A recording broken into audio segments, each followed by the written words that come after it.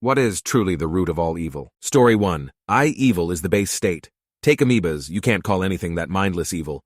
But what do?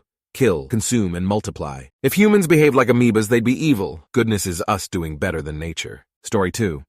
The fact is that the greatest crimes are caused by excess and not by necessity. Aristotle. For some, their eyes want more than their hands can hold. Anonymous. Greed and wanting more wealth than is good for them or anyone else. Greed is what makes a thief take too much and gets their crimes noticed. It's what makes people hoard wealth and become billionaires. Why many will hurt or kill their fellow beings to get more wealth. Story 3. Love. Without love, nothing else really matters. If people didn't love power or money, there would be no greed. If people didn't love the way love made them feel, there would be no lust. If people didn't love their vice, then there would be no gluttony. If people didn't love, then they would not feel wrath, certainly not to the point they would kill. If you didn't love, then you wouldn't envy what other people had. If you didn't love yourself, you wouldn't feel pride. Sloth is due to the absence of love, because you do not feel love for any particular thing, and so you do nothing. You don't try to succeed in anything. Your appearance becomes unkempt. You have no desires. People have killed for love, died for love. They have started wars in the name of love. Religion has people do things that to some may seem strange or barbaric, but it is followed in the name of love for their God. Every film that shows a dystopian future, the people all act the same. Robotic. This is because to have a true dystopian future, feelings must become devoid, and the main driving force behind all feelings is love. Story 4. Do you really want to know what makes a person capable of committing evil deeds, injustice, and shitty parents when growing up? Here's why. Pete grew up at a trailer park, but was the only one from there at his school. All the other kids had normal houses. All his life he's been feeling injustice. If at home, he had parents who would support him, explain everything, and help him build his confidence. Despite the hardship they are facing, he would turn out a nice guy. But he has a drunk dad at home and an absent mother. This kid has never tasted a bit of love in his life, and the world is against him, so obviously he's going to want revenge. Different story. Jack grew up with an emotionally unavailable mother. He longs for a touch of woman so much it hurts, but he's an ugly teenager with zits and parents too full of themselves to help him out. What do you think is going to happen? It's always the parents. People can go through unimaginable pain and hardship and grow up to be a perfect emotionally stable person, as long and only if they have support from their caregivers while growing up. So people protect the children at all cost. All they need is love and support, that's all. Story 5. Selfishness.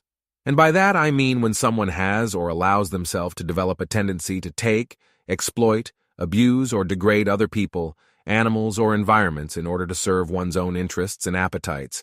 If you let selfishness rule your habits and your thought process and your behaviors, it amplifies everything with the potential for evil. Being greedy, having too much pride, the unhealthy, egotistical kind, being indifferent to the suffering of others, being violent and willing to hurt others, being self-aggrandizing / seeing others as inferior, all of that grows and metastasizes into all areas of people's lives and relationships and impact on society when they are self-absorbed or obsessed with getting their own way, feeding their appetites, or feeding their egos. Story 6. Not seeing others as real. You can do horrible things with a clear conscience if you first decide that your enemy is inhuman, unfeeling, fundamentally unlike you. Once you feel connected to others, you must accept ethical responsibility, and that makes wrongdoing uncomfortable. That's why so much propaganda is about turning the lovable US into a demonic, inherently dangerous them.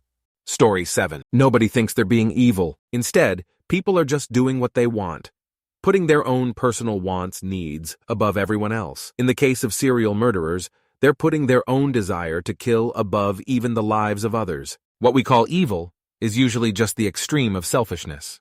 Story 8. It probably has to be a mix of stubbornness and arrogance, or just stubbornness. I think it's ultimate evil stance because you will not be unable to let herself ever update herself. You will be like a rock, static, exclusivist, perma-fixed, and this mentality breeds so many other evils like pride, hubris, fascism, arrogance, exclusivist mindset, hatred, cruelty, etc. Story 9. Honestly, I think despite all the positive advances technology has obviously made, I also think there's a horrible side to how it's used today. The always-on mindset, everyone expecting an immediate answer, the inability to truly disconnect. Workplaces feeling entitled to contact you after hours or on a day off, because somehow a text message seems less invasive to your personal time.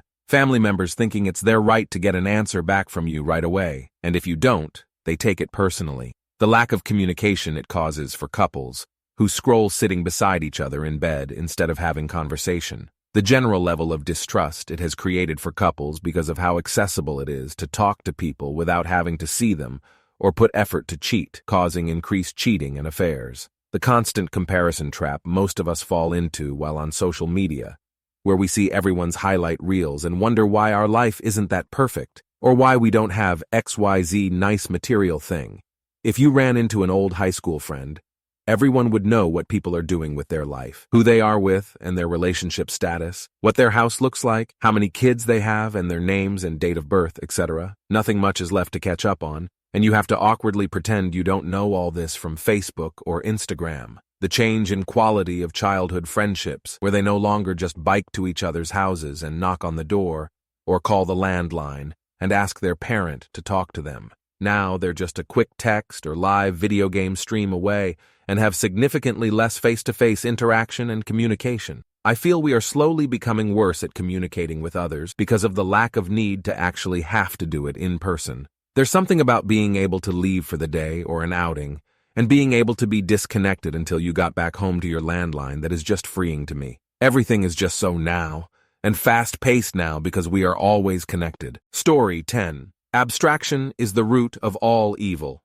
Take money, for example. Because a dollar represents value itself, your work, your life, and anything and everything you could ever think to produce is no longer viewed in terms of its utility. It's now viewed in terms of its purchasing power. If the powers that be want to keep you working forever, it's easy. Just adjust the costs and sliders enough that no matter how much you produce, you never earn quite enough to buy freedom from the need to keep producing. You can keep a human being producing, selling, and even selling parts of themselves, a view of, or a recording of an act involving their literal bodies.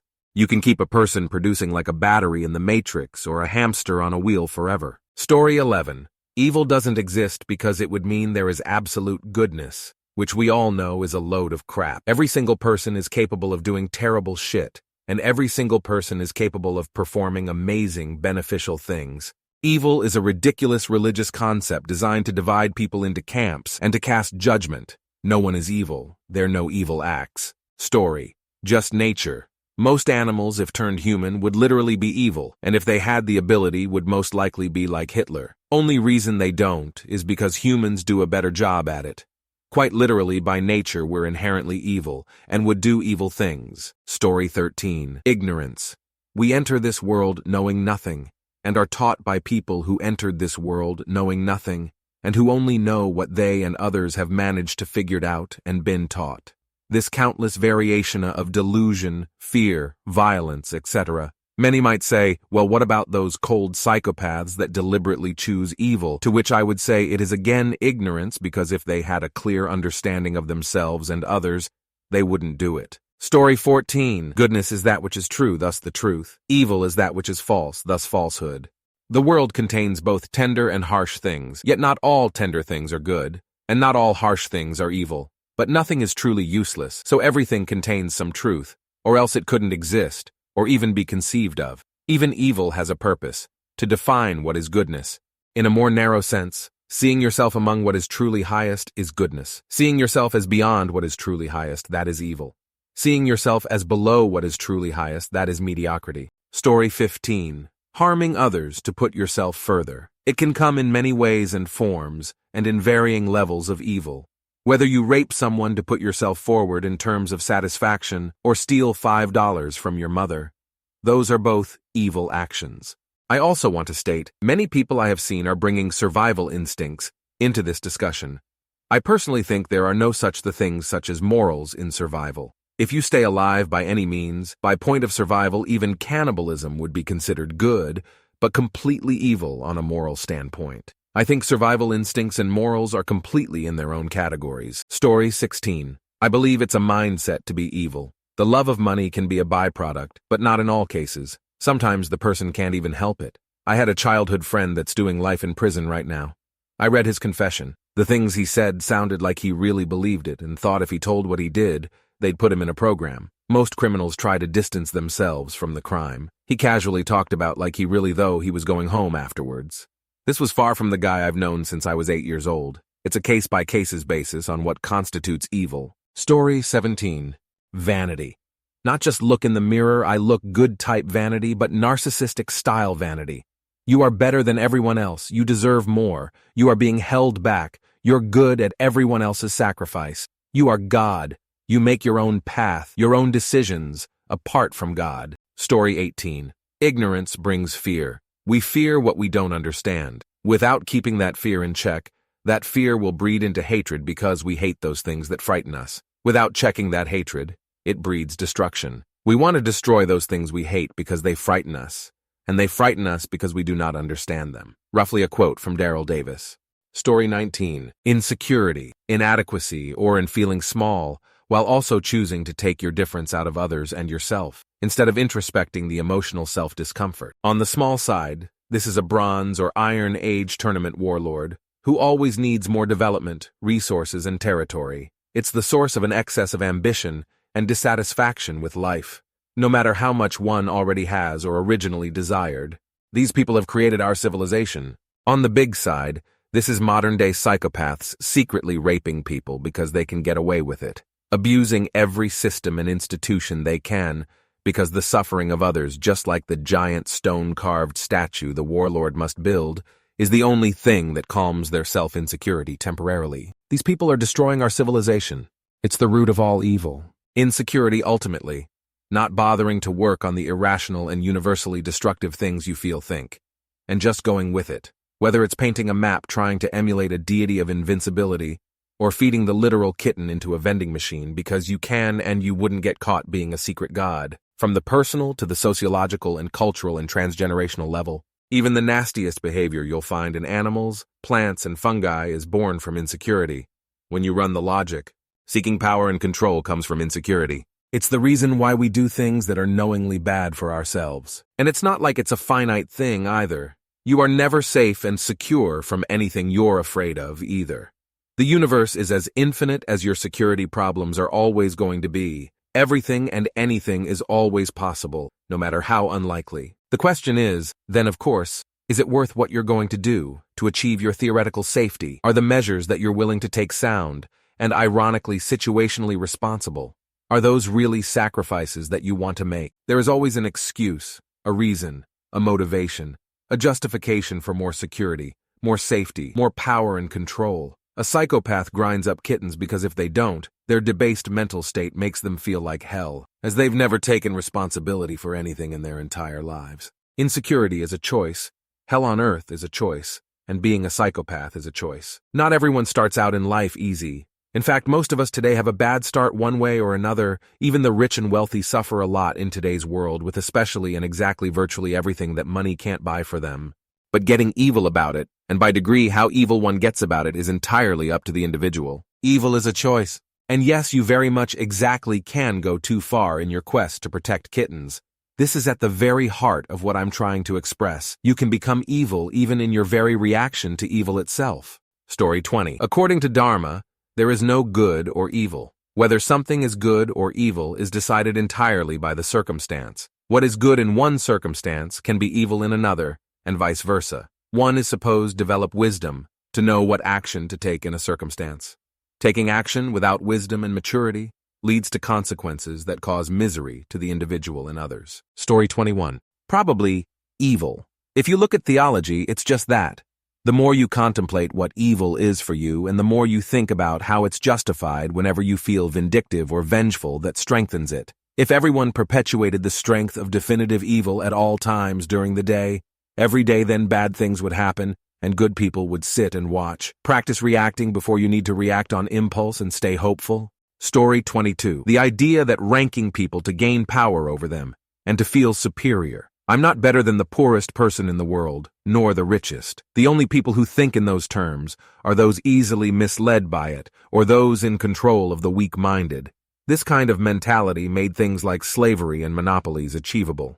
Story 23. Nothing. There is no good or evil, just bundles of cells killing, eating, reproducing, and dying. If a cuckoo chick pushes another bird's babies out of its nest, is it evil? No, it's just doing the thing millions of years of evolution led to it doing, doing whatever it takes to survive and reproduce. Story 24, laziness. Racism, misogyny, homophobia, basically any form of bigotry or prejudice comes from the need to distill down people to an easy-to-pigeonhole groupings, so you don't really have to take people on their own merits. The desire for power and enslaving others. You don't want to do the hard work yourselves. Greed is essentially desiring to have the means to get people to do whatever you want. Gambling, crypto, even Wall Street is all about the dream of obtaining wealth without putting any sweat into it. Take a risk, get rewarded, go take a nap. So much evil comes from wanting to get monetary rewards without putting in the work. And how much of the world's religions that have brought about strife and death because people were led to believe in fantasy in order to be controlled. When you get down to it, religion is just letting someone else decide how to run your life. Figuring out right and wrong is hard and takes time to process and navigate. Or you can just let a leader interpret some religious texts for you, and now you can move on with your life, safe in knowing you are always doing the right thing. Or at the very least, you let an authority tell you what was right, so the thinking is out of your hands. Rape, murder, theft, or any kind of violence can be viewed as resorting to physical acts of terror to achieve what someone wants, instead of achieving those ends with means that don't harm others. You have to do a lot in your time on this earth, and you miss out on so many things because of the strain society puts on all of us to function. It's understandable to want to find a shortcut here or there, but the more we allow ourselves to seek those things out, the closer we get to veering off into a territory that we might not be able to recover from. Story 25. Emotion. Without emotion, there is no evil. There may be bad decisions and bad actions, but no evil. It might be logical to want to have enough resources that you don't want to work, and you might exploit other people to get them, but you wouldn't go beyond what you could use because there wouldn't be an attachment to the wealth. This isn't the case for billionaires, for example. Story 26. I think it's the doubts, insecurities, and traumas that hold us back, many deep-seated that the majority of people aren't aware of. These flaws make us lash out and frustrated because we all have some mental sickness or blockage we're not able to move past and heal. Therefore, frustration comes out through negative actions, and these actions become wired in your brain, making you believe those actions are part of your ego. Story 27, selfishness. I'm taking a class about people who essay other people and their motivations right now, and it always goes down to this.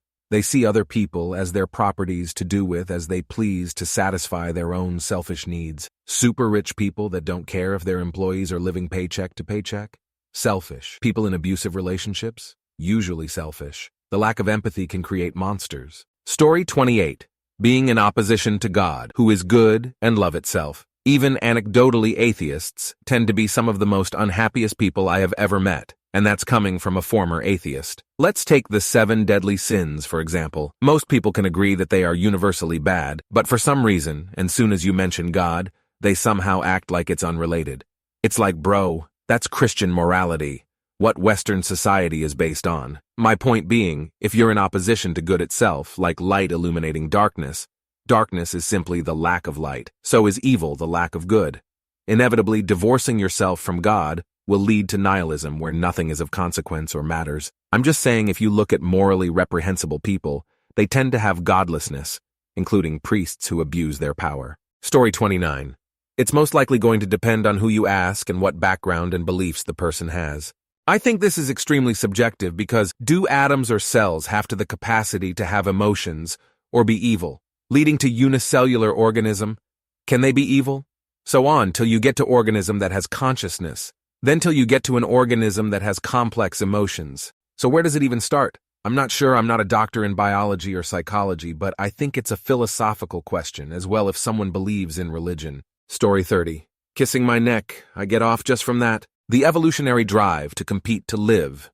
It's not evil in and of itself, but evolution is driven by the best competitor in a certain type of environment thriving and creating more of itself. Without it, life on Earth would stagnate and never innovate, and if unable to adapt, would be susceptible to being wiped out as soon as the environment changes. The same drive that pushes every creature to fight to live is the same drive that causes humans to outcompete things that aren't necessarily a threat to our survival. Stuff like antagonism towards folks who might want to use our resources, root of war and greed, prioritizing our kin and those who support our lineage, the root of racism, and even attempts to outcompete sexually at the expense of others, the root of sexual violence. It becomes more evil in modern times given that we could live in an age of peace and plenty, but choose to rely on instinct to drive our vision for the future instead of our imagination for something more than what our base programming allows. Story 31, Pride. Lust. Pride drives you to want what you don't have, to possess that which your fellow man already has by right. Gluttony. Pride drives you to not be satisfied with what you have, to consume more merely because you can. Greed. Pride drives you to want, not just what you desire, but also what your neighbor has, because he has it, and not you. Sloth. Pride drives you to not work. You leave the work to others as it is undeserving of your station in life. Wrath. When injured pride demands satisfaction by injuring the other party as justification for justice, but the injury must also be worse than what was originally inflicted upon you. Envy. Pride demands you will not be satisfied until nobody else is comparable. You can't just be rich. You must be the richest. You can't be fast. You must be the fastest. You can't be smart. You must be the smartest. And it demands that any path taken to achieve such is a valid path, even if that path involves immoral actions.